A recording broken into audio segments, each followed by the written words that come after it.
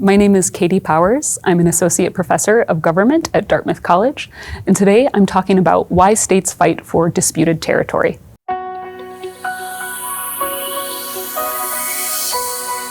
Thank you so much. I'm so delighted to be here. And I'll start with a brief bit of totally irrelevant biographical information, but relevant for this room and the undergrads in it. I grew up in Northern Illinois, going to Catholic school for 12 years. So other people had all their classmates dreaming of Harvard, my classmates dreamt of going to Notre Dame. And yet it's my first time here, so I'm really, really thrilled to be here. It's a real privilege, so thank you for the invitation. Today I'm presenting work that's co-authored with Dan Altman of Georgia State University. If I say anything that's incorrect or you don't like, it's entirely Dan's fault. So please feel free to tell him that. And our project is called For the Land Itself, Disentangling Motives in Territorial Conflicts. Bottom line up front, today I'm going to argue that people fight over territory in part because they wish to win. And this desire to win, the motivation to beat out your rivals, supplements all of those other reasons that states might have to fight territorial wars, right? We're going to argue that territory has something we call competition value. Now, we're going to go into actually talking about international politics in a moment, but I'll give you one more biographical story to illustrate what I mean when I say competition value, right? Because this is a new kind of fuzzy concept. So the biographical story here is about my sister. I have a lot of sisters. One of them is the most competitive person I have ever met. And one way that this manifests is that when she goes to her kids' public school fundraiser, and they have a silent auction. If you've ever been to a silent auction, basically what happens is that there's all these things that have been donated by various restaurants and other sort of local purveyors of fine goods. And people go around the room and they write how much they're willing to pay for these particular items. And at the end of the night, whoever had the highest bid gets to keep it. Okay, so my sister, she comes home from these fundraisers and she's like, Katy, you'll never believe what I won. Right? And I ask her some questions, and after a little bit of conversation, I learned that what she won is a $100 gift certificate to a restaurant she doesn't like, and she paid $500 for it. Here's the thing, she's not an altruist. She's not getting utility out of the fact that she's helping children at the public school. She's also not getting utility out of the material value of the certificate because she overpaid by it for $400, and she doesn't like the place. She is so satisfied. She thinks she won, she feels good about it. That satisfaction, that feeling that I won this thing, disconnected from the material value, any other sort of ideational value I get from altruism, that is competition value in our estimation. So keep that example in mind as I now go through some more fuzzy sort of IR versions of this discussion. Whoop. There we go. Ooh. This buzzes. So, the setting for the study that I'm going to present today is in the Senkaku Islands. Right, the Senkaku Islands are important for lots of reasons, and those reasons are pretty disconnected from their material value. But the motivation for our project is a very simple question, which is that if these islands in the East China Sea sank beneath the sea, would anyone shed a tear? Now, this might sound kind of silly, but it informs our project theoretically, and as you'll see, it literally informs our research design. So to help acquaint us, this is a small group of islands and rocks in the East China Sea. It's one of many different territories in the region that is contested by competing claims among regional actors. In the case of the Senkaku Islands, it's specifically contested by Japan, who maintains administrative control, and they call them the Senkakus. It's also contested by China, who calls them the Diaoyu Islands, and by Taiwan. All three of these actors claim ownership over these islands. Now, notably, these islands are small. The largest one is about the size of Central Park in New York. The smallest one is about 8,600 square feet, maybe smaller than this building, probably smaller than this building, right? So they are uninhabited. Nobody lives there. In the late 18th or 19th century, about 200 fishermen occupied the area. They did bonito fishing. They don't live there anymore, so there's no people there. There's no structures. There are some migratory bird species and a couple of modest fisheries. But otherwise, the material value is pretty minimal. They're also not connected to any sort of religious observance. They're not a historical homeland for different groups of people. They're, in other words, devoid of a lot of the things that we tend to think states fight over. Strategically, there has been some arguments that basically both actors want them for strategic purposes. China sees value in having sort of a breakout area to the Pacific, and Japan sees value in sort of preventing them from doing so. But basically, since the PLA modernized their navy, it's kind of irrelevant. And even if they were able to gain the islands and sort of try to station some equipment there, it would be highly vulnerable and not all that useful. Right? So all of these things are pretty minimal. And yet, if you ask observers, where are we most likely to have a great power war in the future? Right? This is one of the impetuses. This is one of the major sparks that could launch a conflict in this area between especially China and Japan, possibly dragging in the United States. So what is it about this territory? Right? The author of one of these pieces refers to the Senkaku Islands as of little practical importance to China and essentially of no importance to America. And yet, this is something that preoccupies lots and lots of observers of international politics as a prospective cause of war. Importantly, these are not all that unusual. The idea that states seizing a tiny piece of territory that has little material value and that sparking an interstate war is actually downright common in international politics since 1945, at least relative to lots of other things. So this is a plot from some of Dan's other work with his co-author Melissa Lee. It's showing you on the y-axis the number of conquest attempts over time, and each sort of little section there is a different decade of the 20th century into the 21st century. And the thing to notice is that these blue lines, right, this navy blue color, is telling us how many times states have engaged in conquest attempts for territory that is smaller than the area of a single province. In other words, tiny little parts of land. As you can see, since 1945, this is the dominant form of conquest. Right? States seizing small territory is not all that uncommon. And indeed, nearly half of all interstate wars since 1945 began with a conquest attempt. Many of these attempts began with only these small seizures. And interstate wars, the only two wars among nuclear-armed powers, right, between India and Pakistan in the Kargil War and between the Sino-Soviet War, both began over these tiny, tiny uninhabited territories. Right? So this is really puzzling to us as scholars of international politics.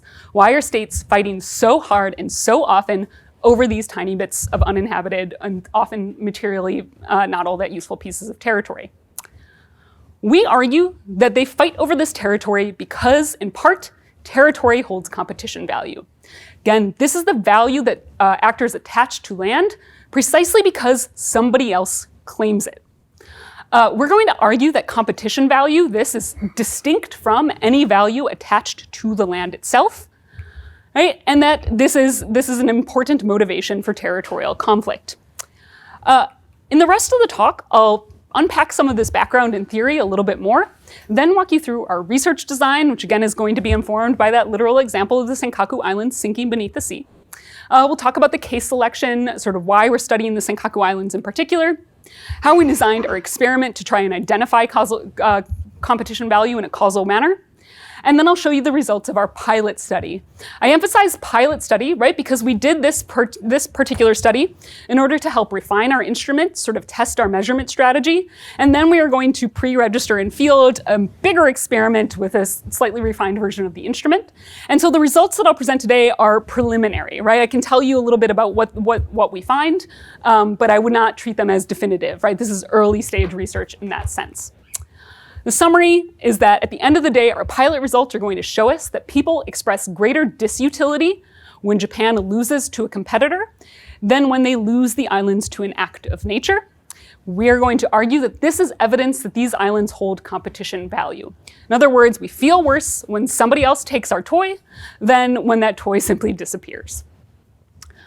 Okay, so for a little bit of the background here, we know that territorial disputes are a leading cause of war. It's one of the most uncontroversial things that you can say in the causes of war literature and international politics is that states fight over territory, right? And we know that there's tons of other research about what might motivate states to fight over this territory, right? We're not the first people to ask this question, and we're certainly not the first people to attempt to answer it. A huge body of literature has built up around a lot of different ideas connected to what we call territory value. In other words, the value attached to the land itself. And there's sort of three different versions of this. One is just the idea that humans are by nature territorial. It's where we build societies, it's where we raise families, we rely on territory to grow food, right? And so we have this inherent connection to land itself, which makes it particularly valuable. Right? That doesn't really vary, it's just this idea that human nature is territorial. Another version says that territory is so valuable because of its tangible value, the measurable things that make it materially useful to states. Whether there are, for example, hydrocarbon reserves, whether there are rare earth minerals, neither of which seem to be present in large quantities around the Senkaku Islands. Or maybe it's something about the strategic location, right? The Golan Heights is so valuable to Israel and Syria, in part because it gives them both the high ground, right? That's strategically useful if you are in a conflict. The other version is intangible value, the idea that territory can be connected to an ethnic homeland or of religious significance, can be useful to your state because historically you've had ownership over it, or that's where your people sort of began. So you think of something like the Temple Mount in Jerusalem. Here is a building on a piece of land that lots of different groups value precisely because of this sort of intangible religious value that they attach to it. Right? We're not arguing that those things are wrong or incorrect or not motivations for territorial conflict, but we're arguing instead that they don't capture all of the dynamics. So if I were to summarize everything that I put on the slide before, I would draw this very simple, straightforward causal diagram where I say the value of territory makes actors fight over it, right? We fight over things that are more valuable. Our argument is that we can invert that causal arrow too. Right, so we're going to instead argue that the fact that there is competition makes us value territory. This in and of itself becomes a motivator. I'll give you one more example to illustrate this point besides my sister. You might have heard of the Siachen Glacier. India and Pakistan have a long-standing dispute over this tiny little piece of completely inhospitable territory. And I mean inhospitable insofar as since they have begun occupying that particular piece of territory, most deaths that have occurred there have been due to altitude and exposure. This is not a pleasant place to live. Okay, so why is the Siachen Glacier interesting? Well, after the 1971 war, parties from both sides got together to define what's called the line of control. This is sort of a temporary border of sorts in Kashmir. And when they were doing that, they basically pored over maps, trying to define down to the very, very nitty-gritty detail exactly where this line of control would occur, so everybody understood whose side belonged to whose. At the end of this agreement, right, they basically do that all the way up until we get to that sort of northeast corner, and the agreement then says, thence to the glaciers, or thence north to the glaciers. Compare that to the precision of drawing out all the details. If you care very deeply about a land for its material value or its intangible value, you're not creating this ambiguity, right? They cared very deeply about all of that other portion of Kashmir, and they cared enough to draw out all the details. But when it came to the Siachen Glacier, they just said, thence north, yada, yada, yada, right? Now what happened since is that because of the gray area, that they cared too little about for more precise language. Eventually, competing claims emerged, competing maps emerged. In 1984, India occupies the area for fear that Pakistan will get there first, and the two sides have skirmished there ever since. We would argue that this is in part an illustration of the dynamics that we are interested in. Why do they suddenly care about the Siachen Glacier? Well, because India occupied it. Right? Now I want it because they have claimed it. This is what we think of as competition value. Siachen gained political significance because of competition, not its intrinsic worth. If it was so intrinsically worth something, they would have spent just as much time there as the rest of the line of control. So this all brings us to competition value. Again, the additional utility, the emotional satisfaction that an actor gets, that an actor attaches to an object because another actor disputes the same object. Much of the research on the thing that we call competition value comes from economics and psychology, where scholars study sort of how people behave in auction settings. And one of the things that they find repeatedly is that as soon as you put people in an auction, they start getting raising the value of the thing that is the prize. So for example, If you have a setup where I present you with like a nice Notre Dame hoodie and I say, hey, how much would you pay for this nice Notre Dame hoodie? You might say like, well, I'd pay $100, right? Hoodies are expensive these days. If I put you in an auction and said, now you have to bid on that hoodie, you would find yourself being willing to pay more and more and more, simply so that nobody else gets it from you.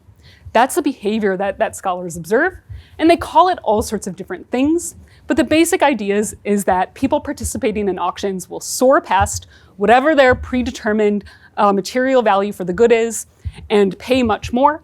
And they do so in part because of the emotional satisfaction associated with winning or emotional satisfaction with not losing. We sort of treat those as two sides of the same coin. Right? Lots of different names for that, but this desire to win is an important motivation in and of itself. Interdisciplinary research on competition, again, shows us lots of evidence for this. This is also closely connected to lots of different concepts from international politics that might be familiar to some folks, right? So there are some things that states value in international politics that are disconnected from the land itself in our context.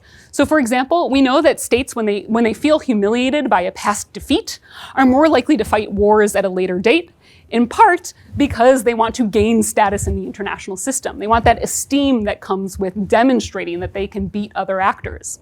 Similarly, states fight for reputation, right? You want to establish a reputation as an actor who won't back down. We argue that this is connected to our idea of competition value. There are also psychological benefits that have been less examined by IR scholars, such as that simple emotional satisfaction, right? There is a degree to which people simply feel happier when they win and feel worse when they lose. Right? And we think this is, again, an important part of these dynamics. So this is the dynamic that we are interested in setting up. Just to highlight the differences. Again, prior research talks about territory value. We are talking about competition value. And we say that it differs in at least 3 ways. Number 1, when we talk about competition value, we're saying this is not sincerely treasuring the land itself, which is not to say people don't sincerely treasure some land. Competition value is above and beyond whatever sincere attachment you have to the land itself. It's not inherently rooted in characteristics of the land. So when we talk about a land's material value, it is rooted in, for example, how many oil resources are present in that area, right? Competition value is separate from those characteristics. And finally, it is rooted in social interactions with competitors. You cannot have competition value in the absence of another claimant, whereas the oil in a territory is valuable irrespective of whether or not somebody else claims it, right? It has some inherent material value. So that is the distinction that we are drawing. All of this leads us to a couple of hypotheses. Their very first hypothesis is the most important for our purposes. And here we're going to argue that losing territory to a competitor elicits greater disutility, sort of the converse of utility, than losing territory to an act of nature. In other words, when I show you the experimental setup, we're going to compare what happens when the Senkaku Islands sink beneath the sea and how people feel about that, compared to if China takes them. Importantly, the outcome with respect to the land itself is the same either way. If you're in Japan and the Senkaku Islands sink, you don't have them. If you're in Japan and China takes them, you also don't have them. So whatever value that you placed on that land, the land itself, is sort of stripped away when we compare these 2 scenarios. So this is the primary experimental hypothesis that we want to test. The second hypothesis that we're going to test is with respect to rivalry. So one of the things that I didn't mention in describing sort of some of the past research on competition value is that one thing we know about competition is that it is fiercest between rivals. Right? And so, for example, research tells us that when we beat a rival, we feel way better than when we beat just any other actor. So imagine how you feel if Notre Dame beats Michigan compared to if Notre Dame beats, I don't know, Purdue. Right? One of those matters a lot more. It feels more emotionally satisfying. And interestingly, one of the things that we know is that we also feel better when third parties beat our rivals. right? So you probably care just as much if Ohio State beats Michigan as anything else, right? Whereas a game between Ohio State and Indiana wouldn't maybe resonate as much, right? We want to see our rivals lose. There's neuroscience research illustrating exactly this. The same sort of dopamine receptors get heightened when we watch our rivals lose to third parties. Right, so we're going to test this argument that people derive more pleasure when they have, that people derive greater disutility when they lose to a rival than to a non-rival by comparing a loss to Taiwan versus a loss to China. Right, one of those states, Japan has an adversarial relationship with, that's China. Taiwan, they don't have an adversarial relationship with, right? So that is going to allow us to sort of elicit any differences there. The final thing that we're going to do is, this is really a theoretical hypothesis that flows from our argument, but it's more an interesting follow-on from our research design, is that we can also establish the degree to which people value the Senkaku Islands, or how much territory value they have, by simply comparing how people feel when they lose the Senkaku Islands to an act of nature compared to the status quo. In other words, if the Senkaku Islands sink beneath the sea, do our Japanese respondents shed a tear? Right? How much do they sincerely treasure the land itself? Okay, so those are the hypotheses that we're testing. Target sample that we're interested in are Japanese adults, anyone ages 18 or over. Again, in this pilot study, we have about 1,300 respondents. When we field the full experiment, it'll be closer to 4,000 respondents. But we're interested in Japanese adults. That's why I keep calling the islands the Senkakus, because we're sort of fielding an experiment from their perspective. And we chose Japan for a couple of different reasons. One, we needed a territory that when it was lost, either to a natural event or to a competitor, was not going to sort of imply other devastating consequences. So the territory has to be sufficiently remote that if I say like a geological event caused them to sink beneath the sea, you're not also thinking like, oh my gosh, everybody in Japan is also dead, right? These are sufficiently remote that we can sort of plausibly make that connection. They also have to be uninhabited because we want this to be a bloodless loss, both again when they sink or when the competitor takes them. Again, just so that we're not complicating our experiment by introducing the human costs of also losing that territory. And then the third factor related to the rivalry hypothesis is that they have to be claimed by at least 3 different parties, one rival, one non-rival for the target sample. That basically narrowed our cases to the Senkakus and like maybe the Spratly Islands. And the decision criterion then was the fact that we know that Senkakus are extraordinarily salient in the Japanese public. And so this scenario is something that Japanese residents are going to be able to sort of understand and resonate with. And so we thought it was a really good place to test our argument. So again, the scenario is losing the Senkaku Islands. And for the experiment itself, we are going to treat people by randomly assigning them to these different ways of losing the territory, and then measure kind of how they feel about it, right? Our loose measure of the utility attached to the islands. So the very first thing that we do is we give them this hypothetical scenario, right? We say, imagine you're in the future, it's in 2030, so people aren't sort of thinking about the here and now and all the geopolitical things that come along with that. And then we just give them some very basic information, factual insofar as this is how Japan would sort of present the history of the Senkaku Islands. And this is just to give everybody the same basic understanding in case it's not as salient as we anticipate. Let them know what's going on. Let them know, of course, that both these other actors claim the territory. We also make sure to reference the fact that nobody lives there. This is important. Then we split the group into 6 different samples. Right? And these people all get a little bit of a different piece of information. Some group gets this information. The blue text is the thing that varies. The black text is going to be the same for all the remaining treatments. And what the blue text says is that in 2028, an unusual geological event undermined the foundations of the Senkaku Islands, and they gradually sank underneath the sea. Right? So they have ceased to exist. And then we tell people some of this other information. We emphasize that Japan lost the islands, right? You don't have that territory anymore. Then we emphasize that there were no injuries, nobody died. And we also emphasize that relations between China, Taiwan, and Japan are basically the same now as they were then. In other words, we're not saying like relations have improved, because that would be kind of unrealistic for Japanese respondents thinking about sort of Sino-Japanese relations. But we're just saying that they're, basically the same. Right, trying to hold that constant. Other people learned that China or Taiwan seized the Senkaku Islands, right? So these are two different groups, but the text is always the same except for whether it's China or Taiwan. Again, emphasizes all the rest of the bullet points are the same, including the key point that Japan lost the islands, right? They no longer have this territory. It is gone. Finally, two other groups receive information that basically Japan conceded to China or Taiwan. They acquiesced to demands on the part of one of these other actors. And again, they have lost the islands. But here we're sort of taking the military seizure out of it, because even though it was bloodless, we were worried that that would sort of imply something about the degree to which these states are in greater competition than they were before. Okay, so after all of that, we basically ask them, do you think this is bad or good? Right? In other words, we say, oh, and then there's a baseline condition where just everything's the same except for we say Japan didn't lose the islands. So the first thing we ask is, do you think this situation is bad for Japan or good for Japan?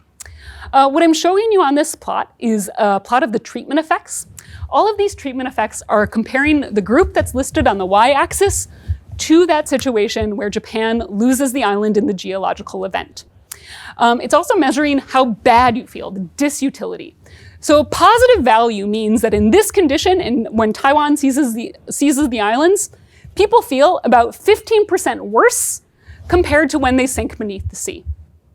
The thing that you should notice about this plot is that all of the treatments in which Japan loses the territory to a competitor, people feel worse compared to when they sank beneath the sea. We argue that these effects illustrate competition value. In other words, there is some degree to which we experience more disutility when we lose to a competitor. We measure this in a couple of other ways. So this is another way we measure it, where we basically ask people, how much of Japan's budget would you invest in maintaining the Senkaku Islands, right? If you could sort of turn back time, how much money would you invest in keeping them? And so we ask them in sort of these escalating amounts. And again, here, higher values mean basically I would pay more to keep the Senkaku Islands. For some context for those numbers, the 2023 budget for the self-defense forces was about 6.8 trillion yen. So this is like a lot of money. This is like all of Japan's military budget invested in maintaining the Senkaku Islands. And again, what you see is, although not all the effects are statistically significant, basically, losing to a competitor elicits sort of higher willingness to pay compared to other things. The final version of this sort of general disutility is that we ask people if you're satisfied with Japan's trajectory right after this scenario. And again, when they lose to a competitor, people are generally less satisfied. So the positive value is always a worse outcome. All right, so this gives us some evidence to suggest that people attach competition value. We feel worse after losing to a competitor compared to losing to an active nature. What we don't find is much evidence for our rivalry hypothesis. What you should notice is that those red and purple dots representing Japan or China and Taiwan, losses to China and Taiwan respectively, are pretty much always overlapping, with one exception, right, where people report being less satisfied with Japan's trajectory after China seizes the territory than when Taiwan does. But for the most part, we do not uncover evidence for our rivalry hypothesis. Happy to talk about that more in the Q&A. The final thing I'll note is that we also don't find any evidence for a large degree of territory value. You notice that blue dot representing the difference between the baseline condition, which is the status quo, and the condition where they lose the islands to a natural event is basically always 0 with pretty wide confidence intervals. That tells us that people don't actually judge the loss of the Senkaku Islands to a geological event as any worse than the baseline status quo, where Japan still maintains administrative control over those islands. After this, I won't go into this in great detail, but we measure a bunch of other quantities, trying to capture sort of some of those specific components of competition value. So a couple of things to highlight is that we know that when Japan loses the islands to a competitor, people report feeling worse, right? That emotional dissatisfaction, and also feeling less good. We ask those in sort of different ways. They also report that they think that Japan's reputation is going to suffer, that Japan might lose status as a consequence of losing to a competitor, and that the domestic public is likely to disapprove of the leadership. All right, so lots of different sort of specific consequences that we think feed into this broader notion of competition value. So in summary, We find support for our notion that competition value motivates people to fight for the Senkaku Islands. We don't find support for our rivalry hypothesis or for our unique measure of territory value. Again, these are preliminary pilot results, so my confidence in any of these particular findings is pretty low for now. But we think this is nevertheless really important, and we are very, very excited to hear your comments, questions as we move forward with this research. We think the argument has important implications for the causes of war, territorial conflict, and public opinion, and salient policy challenges like the very, very salient competition over the Senkaku Islands in the East China Sea. So thank you very much for your time, and I look forward to your questions.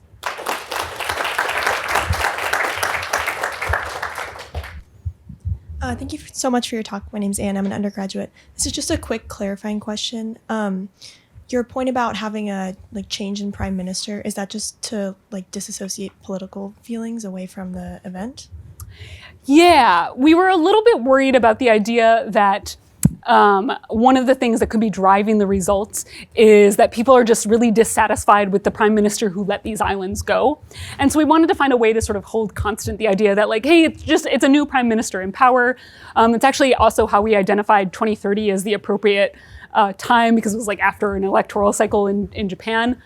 At the same time, we didn't, as we have been refining the experimental instrument, we've sort of discounted the idea that this is actually a super important bullet point to include. And it's a weird one to try and communicate to participants, because they're the fake prime minister in this scenario has been replaced by a new fake prime minister. And that was a weird bullet point. So we have eliminated it. But if somebody passionately believes that we should retain it, we're open to that feedback. Thank you. This is a fascinating presentation, and I enjoyed the paper. I have a... Oh, I'm sorry. I'm Kevin Bustamante. I'm a postdoc here at the University of Notre Dame. So I have a conceptual question and an experimental question. So conceptually, I'm curious to know if the two concepts, territorial value and competition value, are actually nested within each other. And so competition value would be the grand concept, and then territorial value would be the one inside of it. So outside of the example of holy land, you can imagine a world where it's I only care about this land that contains uranium, because if you have it, then that's going to help you compete against me. And so I don't care about the land itself. I care about how you having that land is going to help you compete against me. So for me, it does seem a little bit strange to say this is territorial value and that's competition value, when they both seem to be competition value. So that's the conceptual question. How do you make that distinction? Mm-hmm. And then experimentally, I do struggle a little bit to imagine that Taiwan is still being understood as a non-rival after they seized the Senkaku. So I wonder if that's sort of muddying the results, where it's they're rivals, they took our stuff. Thank you. Those are great questions, and both very important. On the conceptual question, we would not argue that they are necessarily nested, insofar as, again, a material resource can be valuable in and of itself, right? So if I have uranium to make nuclear weapons, that's useful to me, irrespective of whether or not you also claim that uranium, right? That's going to be useful, or oil, or sort of possessing strategic high ground, whatever it is. At the same time, we sort of connect in the paper this idea of relative gains as being one component of competition value for basically the exact reason that you describe, right? One reason that you might want a material resource is to keep it out of the hands of a rival so that you may beat them. We think that this is sort of nested within this idea of competition value, but it's that specific notion that's not necessarily going to describe all material or tangible value that's attached to land, right? So it can be nested in those specific scenarios. On the experiment, the Taiwan results are super interesting. I think your explanation is definitely one that we've been toying with, this idea that it's simply impossible for people to believe that Taiwan is still a friendly state or friendly nation after they've taken this territory, after having sort of these positive relations. Interestingly, though, Taiwan maintains their claims over the Diaoyutai Islands. That's what they refer to them as. They haven't really backed down on any of those claims, and they have been involved in sort of high-profile demands related to the islands. So it's not like they have been, it would be a sort of really sudden, rapid change in behavior in that respect. The other thing that actually worries us related to this is that we noticed in a small number of people on the pilot survey, we had sort of an open-ended question like, tell us about what you were thinking. And at least according to the DeepL translation of the Japanese text, a couple of people made the assumption that if Taiwan took these islands, it's because China's already taken Taiwan. And that inference is quite troubling for our experimental design. So we're still trying to figure out ways around that. But we do think that that might be sort of muddying the waters in terms of our capacity to pick up on that rivalry hypothesis, which is another reason why my confidence in the failure to support that rivalry hypothesis is pretty low, in part because we're just not sure. The other thing that we've sort of priced in is this idea that Taiwan seizing the islands is like just a surprise. So even if you don't think that our relations have totally like plummeted, it's such a surprise that might sort of move people in a different way. If you ran the same experiment with your population being policymakers instead of the general population, what would your null hypothesis be? Well, how would it change? Yeah, so if we ran the same experiment with policymakers, well, let me say first, I'm a political psychologist and like I'm a method actor, right? So I like really, really embrace that role and I hold tightly to it. One of the being a political psychologist commitments is that I think policymakers are just like us. So my hypothesis would be that we'd get very similar results. And to the extent that we found different results, it would be because the population of policymakers tends to be demographically different than the general adult population. And specifically in this case, one of the things that we know about competition is that testosterone increases it, right? On average, men are more fierce competitors, or they gain more utility out of victory than women. And if a population of policymakers is disproportionately male, then we might see the effects actually enhanced, in part because this population is so much more competitive than the adult population. So that would be one possibility. But to the extent that there are differences, I would expect them to be attributed to differences in the demographic makeup. Education could also play a role in this particular study. But otherwise, I would expect the sort of causal effect of competition value to be observed in the same degree. Thank you. I was curious if, and this might be going out of your specialization as a political psychologist, but for the policymaking process, where sometimes you need to support the arguments you're making, for example, to support the Senkaku Islands, with a more rationalist explanation, would that policymaking process change some of these arguments? For example, the natural resources gain more of an intrinsic value for that particular process because it is important to convince people on the other side. Sorry, I don't think it's well framed, but I was hoping you could. Well, let me try to answer it, and you can tell me if I am getting at the right thing. This is a super, super thoughtful question, to be clear. So the way I think of this, and I was just speaking with a different student about this, one of the reasons that we run an experiment for this particular study is because even if we're right, which again, I'm a researcher, I'm open to being wrong here, but let's say we're 100% right. This is exactly how the world works. It would be really, really hard to learn that by looking at what policymakers say. Because policymakers have very strong incentives to say, I'm fighting over this land because, X, Y, and Z reason it is valuable. It would be really weird if a policymaker in Japan came out and said, oh, no, we just want the Senkaku Islands so we can feel good about beating China, right? That would be an unusual thing, even if it was their true motivation, right? So we don't think we can capture it very well from their statements, in part because of all these incentives.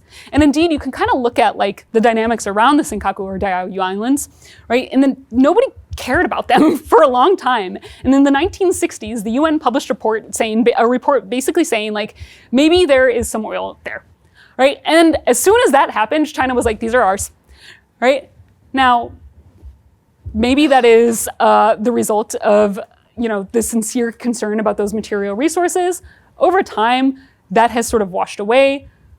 No evidence has sort of emerged suggesting that the reserves that the UN thought existed there are really there, and yet China maintains this assertion, right? So we argue that, or we sort of anticipate that this is in part because of this competitive dynamic that has since emerged, but you're never going to hear Xi go out and say that, right? So we think that's important. So we could see those types of explanations. I would anticipate seeing them emerge during the policy-making process, but I wouldn't then draw the conclusion that those are definitively the motivations. Does that make sense? Yeah, thank you. Thank you. My name's Harrison. I'm a PhD candidate here. I went to Michigan State for undergrad, so I completely understand anything that wrecks Michigan, I'm good with. But more so, I was curious if you could maybe expand a little bit on why you chose natural disasters as your baseline, because I get it from one aspect, it's impersonal, so you're completely taking it out of this sense of competition. But on the other hand, I think that it's still very unique insofar as it's inevitable that And so what? it's inevitable that you're going to lose them in the case where the other ones are not necessarily inevitable, which I think actually probably drives a result that you saw in H2, which is, yeah, a natural disaster happened, that sucks, but it's a natural disaster. There's nothing we could have done about it. It's into the sea. That's it. I'm curious if there might be an alternative. I'm less familiar with the history of this case of maybe where you still try to achieve this neutrality of like maybe natural inhabitants who left years ago because they were kicked out have now been given the island back in independence. So it's still not going to China or going to Taiwan. It's independent, but it doesn't have this inevitability aspect, which I think might be driving some of these results. Yeah, okay, so this is super important. A couple of things here. Number one, I think this is definitely one of our concerns when or one of the things that we spoke a lot about in terms of, right, anytime you're designing an experiment, you want to rule out as many alternative explanations as possible. Sometimes it's really hard in international politics. So one of the things that we were concerned about is when the islands are gone, there's this sort of inevitability to it. And so we worried that maybe people might have this belief that there was sort of like a divine purpose for this. We actually asked people after the fact, and it turns out that no, very few people sort of make that attribution. And we also have some sort of data on religious beliefs from pre-treatment, and we find it doesn't really moderate the effect in any way. In other words, to the extent that that's a thing, it's not like changing the causal interpretation of our results. The other thing, though, is that in the case of losing the islands to China or Taiwan, you can get them back. Right? You can't get back the islands that were lost to the sea, whereas China and Japan, or China and Taiwan, like there's this possibility of sort of fighting for them in the future. Our interpretation for now is that would actually bias our results in the opposite direction, right? Because we wouldn't feel so bad because we know we have a chance to retain these in the future. So we're kind of going with that for the moment on that respect. As for why we went with the natural loss versus a loss to a neutral third party, which was definitely I, who know nothing about territorial conflict compared to Dan, sort of pitched like, well, what if we did something like an international legal body sort of made a ruling about where the islands belonged? And his response was, that's never going to happen, right? And that it was even more plausible to him that these islands could sink beneath the sea than the idea that all three parties would sort of concede to a UN ruling about the islands, who the islands belong to. So that was actually our major reason for sort of denying that option, was the realism given the hostility between the two parties right now, two of the parties right now. It's amazing how much people get to each other's throats about really crappy stuff that folks have dragged out of the attic. So I'm trying to be inclined towards this argument about competition value based on that. I have some reservations about your typology of territory, but the one I'm sure about, or more confident about, is your conflation of the reputational arguments within competition value. And here's my problem. I think you could see the same outcome from reputation concerns and competition value that you hypothesize, but the causal process is very different. If I understand competition value, it's all about me. I just like winning. And the other actor is, in a way, a prop. It's not very important. my understanding of the reputational argument is different, that it's all about the other actor and how the other actor will interpret the outcome of this conflict. And I was thinking about the, both Kevin and Harrison's different points converging on the same thing. There are two convergences. One is the natural disaster is very different statistically from any of the man-made results. What's the key there? The puzzle, of course, is that Taiwan and China really doesn't make all that much difference if they do it. And I think the key thing there is intentionality. You can't really blame a tsunami or an earthquake. There's no intentionality there. Conversely, with a seizure, whether it's by China or whether it's by Taiwan, they're signaling hostile intentions. Now, that seems to me, if you accept that, that's different from competition. That's somebody signaling that they have malign intent, and you ought to feel bad about that, and you ought to impose it.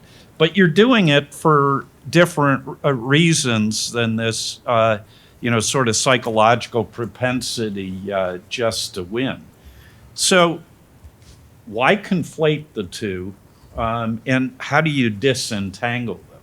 Or maybe are you disentangling them, or you're conflating them because you can't disentangle them? I think it's more the latter, but let me sort of try and get a, thank you for this. This is super helpful.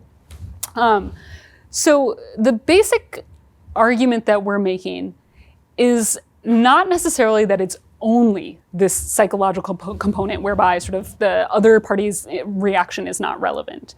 Indeed, we sort of make the argument that a lot of concepts that IR scholars talk about, like status, like reputation, are fundamentally about competition. They're about winning, they're about demonstrating your capacity to win.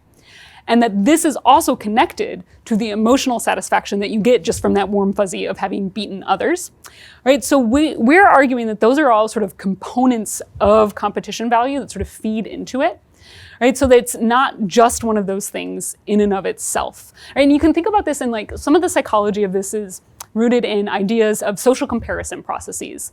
And social comparison processes are basically like, if I want to figure out, look, I'm really good at crossword puzzles, but if I want to know just how good at crossword puzzles I am, I can't just like see how quickly I finished it in the New York Times app. I gotta go online to Reddit and see how fast other people were finishing it, right? Now, if one of those people are my friends, I can tell them like, look at how much better I did than you. And I get utility out of that, right? That's the sort of social component. And this is connected to ideas about status and reputation. Like I'm demonstrating I'm better than you because I beat you at this. But I would also feel satisfied if I just like looked at the Reddit and sort of saw that I was beating everybody else. So there's this like degree to which it's it can exist in a social setting or just in my mind. And we're trying to capture both and argue that those are components of competition value. The other way that we sort of talk about this in the paper is this idea that when I talk about territorial value, like tangible value, I can no more reduce tangible territory value to oil than I can competition value to reputation or status or emotional satisfaction. They're all sort of different manifestations that are joined by the fact that they're disconnected from the land itself. So that's sort of the distinction that we are trying to make. With respect to intentionality, I also think this is super important. And the only thing that I can really sort of say with respect to that is that, or actually I have a, yeah, I mean, we talk about fears about escalation and future conflicts.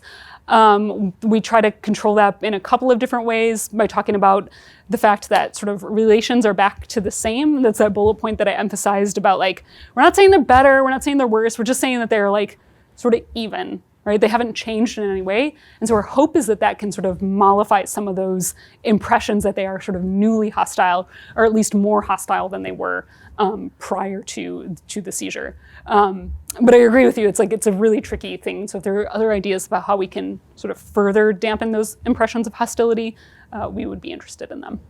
Well, can I just push you, though? Sure.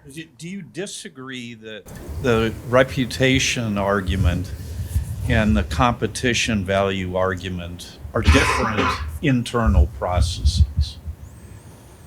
Or do you really think they're the same? I mean, because I agree they look the same. I mean, you could light about the whole world and find pieces of territory you want just to spite somebody else.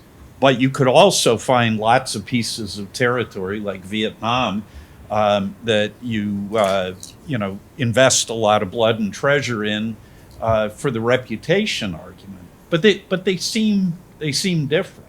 The reputation argument is about your assessment of how others are going to react to that outcome, whereas the competition value seems it's your utility.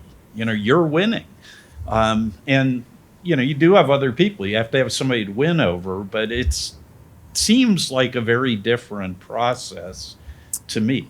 Yeah, I mean, I'm going to think about this a little bit more, but I think my sort of first reaction is that part of that value that you gain from demonstrating your reputation over others is like, I'm a winner, right? And I'm proving that to the world, right? And now they know that they shouldn't challenge me in the future, right? And that this is still part of a similar process that is similar to this idea that I'm also just getting the emotional internal satisfaction. Like they're both sort of connected to the instrumental to something different. If the credibility argument is right, then it's a leverage with adversaries and allies.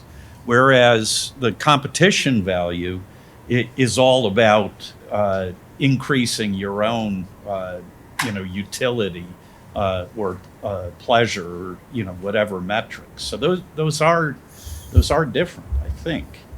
Yeah, I'm going to think about it a little bit more, but I appreciate that very much. Thanks for a very interesting paper. I'm Ian Johnson, Associate Professor in the History Department, military historian. And I might be getting at some of the questions or some of the things that we've heard from a little bit different perspective. But I was struck when you were showing us your results from the pilot survey that the conquest of the islands by Taiwan actually led to a stronger lower status response than China.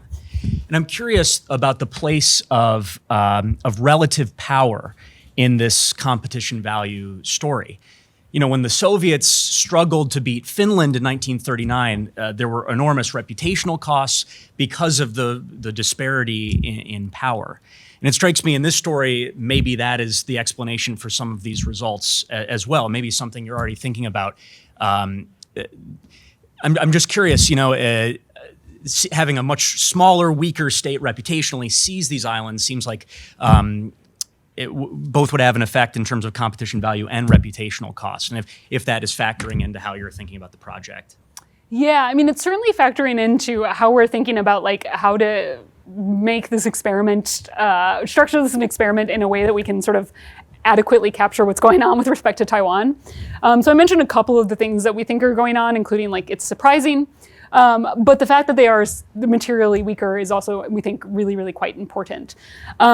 I connect this in part to, I referenced a paper about how when states have been defeated in war, they fight wars later. Right? Specifically, it's like when states, her argument is that when states lose to a more powerful competitor, when they unexpectedly lose to a less powerful competitor, they're more motivated to fight later, right? Because that's like a really big knock on your status. And so, this could be part of what's going on with Taiwan. Like, it's so unexpected. We don't think that we should be sort of losing to Taiwan in this type of seizure. And so to the degree that we are, it's sort of, we're feeling worse, right? Losing to a weaker power is a bigger knock on status. And indeed, we asked people as part of the pre-testing for this study, before the survey, so before they read any of the vignette, we asked them like, hey, like how plausible do you think it is that lots and lots of different things, including that Taiwan seizes the Senkaku Islands. And that was like the least plausible scenario to our respondents. They thought that was much less plausible than them sinking beneath the sea, right? So this was a really big surprise to our respondents, and it might be for these reasons. And our study, the pilot so far, doesn't really give us a way to sort of disentangle that, other than to say, we think that's maybe one of the reasons why we're not observing any results of rivalry. Yes, so this question comes from Fritz. He asks, have you drawn on René Girard and metic theory in developing your thoughts on competition and territory? The answer is no, but if you could tell me more about what that is, that would be great. Yeah, so he also added that it shows how conflict tends to go up to the extreme, which might well ramp up competition value. And I can give you the title of the work after this as well. Yeah, that sounds super. I have nothing more to say other than no, and I hope, thank you, because that sounds like it could be really quite relevant.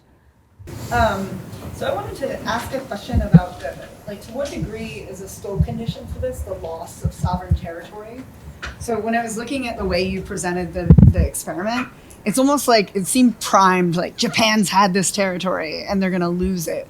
And so I'm just wondering, if it's another scenario where it's third-party territory that maybe we're vying for and others are vying for too, and we lose out, but parties A or B win it, or that territory disappears. Would we observe the same dynamics, or maybe is there something going on here where we're violating a norm of maintaining status quo sovereign territory?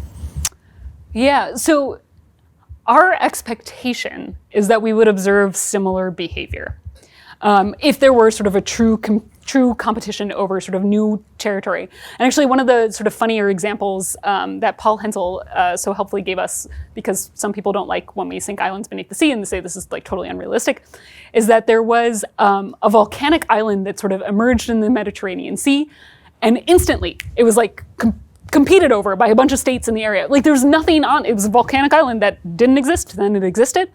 And a bunch of different actors claimed it, then it disappeared, and they all sort of went their merry ways, right? So we would expect similar dynamics in those types of settings, right? Sort of new territory, people are competing, they're gonna want to vie sort of to beat others to the punch. At the same time, we cannot say that with certainty in the experiment that we have, because we only test this one particular condition. We have experimented with Japan possesses a really, really far-flung piece of territory that's not anywhere near the Japanese mainland. It's in the middle of the Pacific Ocean. So we've been sort of toying with the idea of using that to set up this scenario where we say that another third-party actor has laid claim on this piece of territory, precisely to try and get at that dynamic. But it's not a scope condition for our theory or our argument, but we can't say anything beyond what our research shows us in this setting. All right, thank you very much. I've got a series of talks, but we're going to have dinner, so I'm going to try and restrain myself a little bit. Maybe not. You're giving a series of talks? If you want, a series of points, I believe, would be more accurate. In any case, I really like the example of your sister. I think that's a very clear example of somebody who's gone, well, just leave it at that. And what I'm wondering about is, to what extent is it you who are saying the Senkakus are useless? To what extent do we know that the Chinese, the local actors, also agree with that? Because so what if the oil hasn't panned out? There's still novel ways of seabed mining that are coming online. I can imagine you could build tunnels into the island and then have some anti-ship missiles come out. You can imagine ways to complicate other people's defense planning using those islands. How much is it really true they're useless? Why isn't it part of a security dilemma? Why aren't they possession of them part of your maritime zone? There's lots of stuff that can come with it. So I just want to know, does that assumption come from you? Have you proved it through research? And if the assumption comes from you, what does that mean about your conclusions? Okay, so great question. And this also, going back to the previous question, I should clarify that when we presented that preliminary information, it is from a Japanese perspective because we're presenting it to Japanese respondents. And if you go to Senkaku Islands, Japan, they have a government website that basically presents it exactly in that sort of framework. This is relevant to your question here. So No, we have not independently proven that the Senkaku Islands lack material or intrinsic value. We rely on a lot of secondary research by other scholars who have analyzed the strategic situation as well as analyzed the material situation. I also had an RA looking deep into the hydrocarbon resources and the fisheries. And she basically said that at the end of the day, the most optimistic estimates about the hydrocarbon resources are like a tiny, tiny, tiny fraction of 1% of China's domestic hydrocarbon production, right? So it's pretty minuscule. It's not absent, but it's minor. Fishing is a little bit harder just because there's not really estimates about what's going on precisely around the Senkaku Islands. It's more in the East China Sea in general. And yeah, the East China Sea is a fishing hub. So we have not independently demonstrated that. The thing that I would say, though, is that we don't need to assume that the Senkaku Islands are materially useless for our argument. We make that point in order to sort of set up the idea that states fight over these pieces of territory that don't have obvious value, and that this is part of what got us interested in competition value. We would argue that you can have competition value over territory that is materially useful or sort of intrinsically useful. It's just much harder to observe in those cases, right? So our argument should apply just as readily to Syria and Israel fighting over the Golan Heights as it does to the Senkaku Islands. It's just much harder to causally identify it in that setting because the material value and the strategic value is so strong. So we're not trying to assume that they are worthless. We're trying to focus on a case where that is set to a minimal level just to help us observe that competition value that exists. And then importantly, hold it constant across the experimental treatment groups. And that's what we think helps us sort of get at competition value, even if it is true that there is some underlying material resource associated with it. So that's kind of where we come down on that. Thank you. I think my question is actually quite similar to Dan's, but I'm going to frame it as a research design issue. And the way I understand your research design is that the wager is that if you manage to remove the island via natural disaster, you're saying you're removing territory value. And so by extension, whatever treatment effect that you find is therefore driven by competition value. But I'm not convinced that your natural disaster treatment fully removes territory value in the context of the Senkaku Islands. And the reason is because the territory value that I think these islands tend to provide don't actually have to do with the rocks themselves, but rather the things around the rocks. Let me give you some examples, right? So you can imagine three explanations as to why actors want the rocks. One is the rocks themselves. The other is the stuff that's around the rocks. So things like fishing rights, which you mentioned some, but they're not trivial in the context of East Asian security. Maritime policing disputes, potential natural gas, which of course you say they're sort of minuscule, preservation of the first island chain considerations and access, military missions, etc. Legal implications when it comes to EEZ zoning, and basically a bunch of things, territory value that would persist, even if the rocks sank to the bottom of the ocean, right? So even just intuitively thinking, right, like almost every East China Sea flare-up since the 2010s, especially the 2010 nationalist, you know this 2012. A lot more than I do. You had a book on nationalism, right? Is really due to fishing disputes around the islands, whereas the issues of possessing the island itself sort of came later in the mobilization process because of this nationalist rhetoric from both sides, et cetera, right? So if you agree with my characterization here, your treatment effect could be driven by competition value, but it could also be driven by territory value that's unrelated to the rocks themselves, but it's sort of around the rocks, right? So, but the good news is that you're sort of doing this, you're still in the pilot stage. Yeah, I mean, so do you, let me ask a quick follow-up before jumping in. Do you have an idea of how we could alter the research design in some way that would account for that factor? I'll have to think about it. Okay. But I could also shoot you and Dan an email because I was just bothering him about something last week. So. Yeah, I mean, so the biggest concern here would be that, like, basically it implies that in the competition loss scenarios where you lose the island to China or Taiwan, your losing the rocks themselves and everything that comes with it. But in the territorial loss condition, you're losing the rocks themselves, but you're not losing everything that comes with it because the fish are still there. In fact, they might be sort of happier not having to navigate around all those little rocks.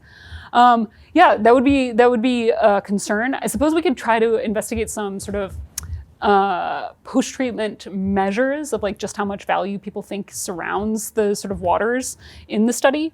It is the case that people tend to inflate the value of that area after we tell them that China or Taiwan has seized them, in part because we think this is part of the dynamic, right? If somebody else takes it, it sort of signals that maybe it is more valuable than it really was.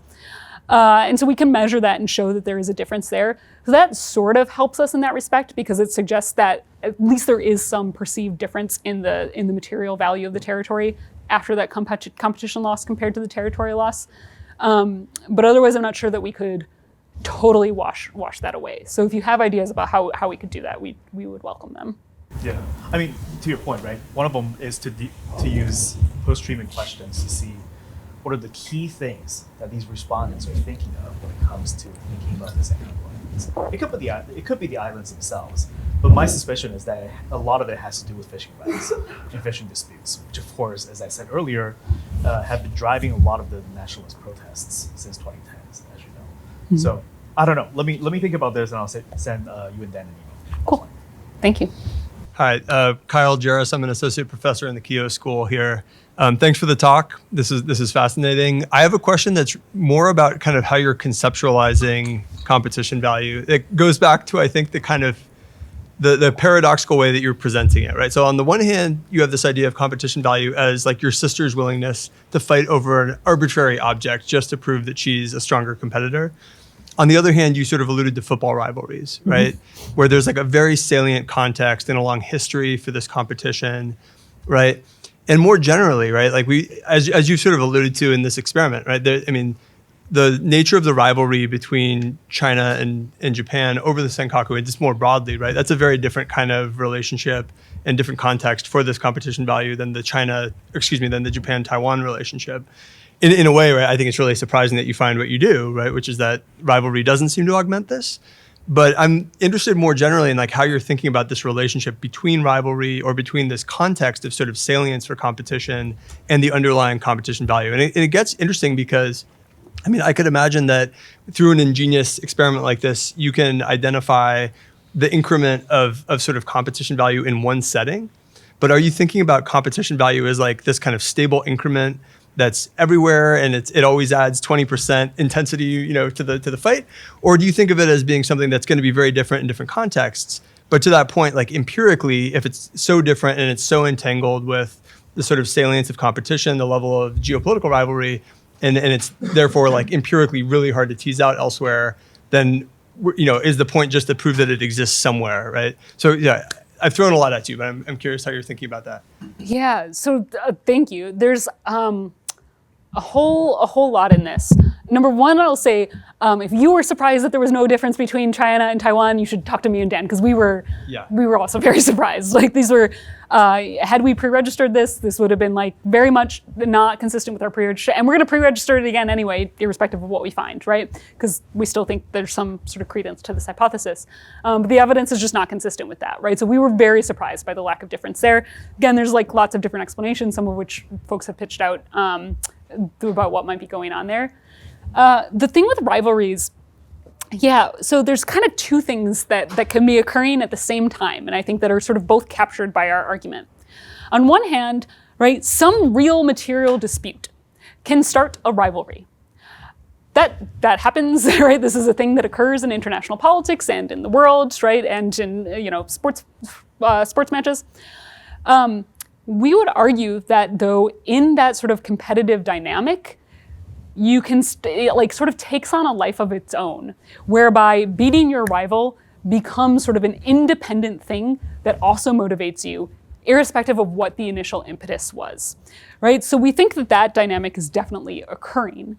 And we also think it's the case that like, if this is, again, if we're right, which we might not be, this kind of helps us understand why rivalries are so persistent in international politics, right? Because sometimes the sort of underlying dispute goes away and the rivalry persists, right? And we think that part of that is because it's creating these new independent competition dynamics that help fuel that rivalry and help it sort of maintain itself over time.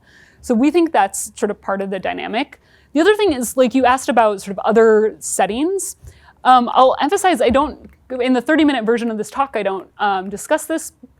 But one of the things that we talk about in the paper is that, like most good literatures, if you look at the literature on competition and auctions, there's like a whole host of moderators, right? Factors that make competition more intense. I referenced in response to, I think, Pranav's question about policymakers, like testosterone being one of them. One of the things that we think is so important about applying this dynamic to territorial conflicts is that most of these conditions are either always present or mostly present in territorial conflict. So things like zero-sum stakes, unambiguous gains and losses, performance that is relevant to your self-image. So going back to I'm really good at crosswords, I feel bad when I don't do very well at a crossword puzzle, but like if you tried to compete with me in Sudoku, I wouldn't feel too bad about it. Like there's nothing more central to a state's sort of self-image insofar as we can define it as territory, right? So all of these things are sort of always present, and these are the types of things that exacerbate competition dynamics. All of these other things also exacerbate competition dynamics, and they are mostly present in territorial conflicts. So we kind of think in some ways like territorial conflict is like the hotbed of competition value in international politics, even if we don't think it's the only place where we might see those dynamics emerge, right? So some of these things like trade disputes, the gains and losses aren't as unambiguous, and they're not necessarily zero sum, for example, whereas in territorial loss or territorial competition, it almost always is. Maybe trade disputes are getting a little more competitive. Yeah, I mean, some people believe that they are zero sum. Thank you. Yeah. My name's Jack, and I'm an undergrad here.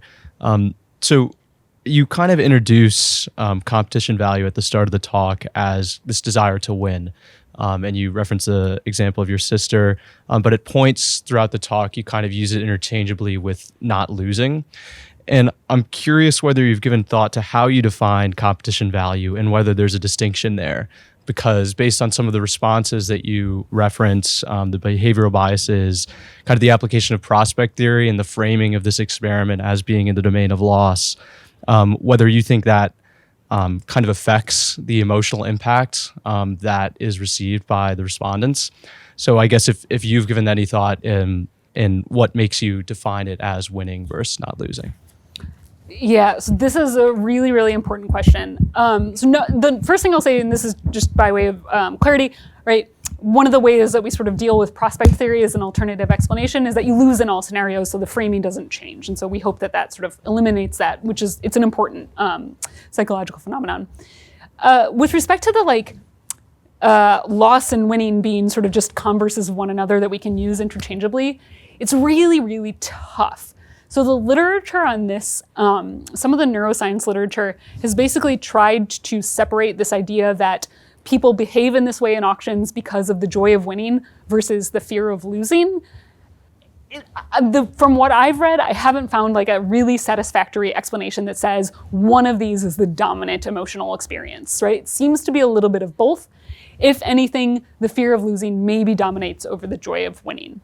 Right? And so in that sense, we're sort of using a scenario that is emotionally heightened in that respect, which I suppose is favorable to our experimental condition.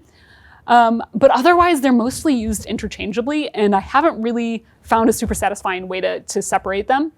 And that's also part of why we measure those emotions separately. So we ask people both how personally bad do you feel and how personally good do you feel? And this is in part to get at these separate emotions, right? You can feel good, you can feel mixed emotions. So we want to try and get at this in a measurement direction. It's also because losing the Senkaku Islands is a specifically interesting thing from a personal emotional experience, because you might feel bad that you lost this land, right? They're pretty rocks, good migratory bird species. Japan's very big on those species. But at the same time, you might feel a sense of relief because now there's nothing to fight over.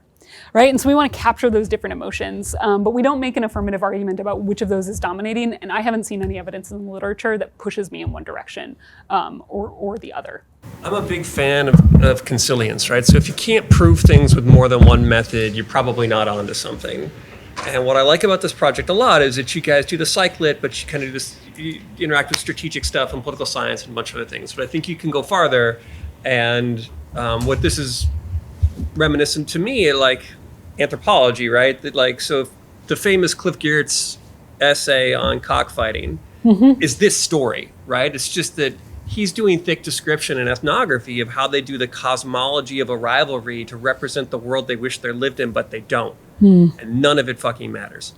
The other one, though, is, and it's much richer, or at least I read more of it, is sociology. Sociology's got a ton of stuff like this, right? Like prison sociology, gang sociology, street level bureaucracy, stuff like that. Probably the best known book in this is Roger Gould's stuff on collision of wills. But the basic point is that people don't fight over things. They're not fighting for things. They're fighting around things. Things are just the things. It's your model, right? Like they're grabbing whatever they can to put in there and argue about it because they want to argue. So I think you could make that point in your paper and say, actually, there's a bunch of literatures that have this point or converging on this thing. That's great. Thank you. No worries. We'll talk more at dinner because obviously I shoot off my mouth too much. But the question, though, is, I think everyone's had really great questions, and I agree with a lot of them. But the one question I haven't heard anybody ask you, and I'd love to hear you field, because I'm sure you have a killer answer about this, is why you didn't make this a hypothetical experiment. That there's just a lot that's loaded into the Senkakus that you could get around by, I realize it's less realistic, but you could probably gain more than you lose by doing abstract manipulations. But thank you. Huge fan of the project. I appreciate you bringing this out in an unfinished state. Yeah, okay. So first of all, just again, thank you for that observation. First of all, I haven't read the Geertz cockfighting since graduate school, but that's like such a good reference. And I'm gonna check. And y'all should read it. Yeah, you should. No, like it's incredible. I took a philosophy of social science class with Alex Wendt, and we read all sorts of really wonderful things. And the sociology literature is like completely foreign to me, but as an interdisciplinary scholar, like that's exactly what I like to read. So thank you for that. Why not hypothetical? So I'm afraid like I don't have a killer answer for you. I'm going to give you a very unsatisfying answer, which is that much like we didn't want to design a scenario where a third party sort of distributes control over the Senkaku Islands and all the parties in that region sort of just agree to it happily, we didn't want to do something that was so divorced from reality as to sort of maybe not be an appropriate illustration of something real in international politics. And it does introduce so much more difficulty into our lives. So that might be an argument for a couple things. Dan and I, in a different paper that we wrote together, we sort of had one hypothetical scenario and then one that was based on reality, and sort of paired those together to say, look, when we paired it down to the details, we get this result. And we also get it when we sort of give you something that's more sort of represented in real international politics. So that might be one way of trying to get around that. But I think we're going to be resistant to that out of fear that people will not take it as seriously as an argument about international politics if we are too divorced from a real setting that people care about. So it's an unsatisfying answer, but that is the real sort of thought process that went in there. Okay, please join me in thanking Katy Powers for a wonderful talk.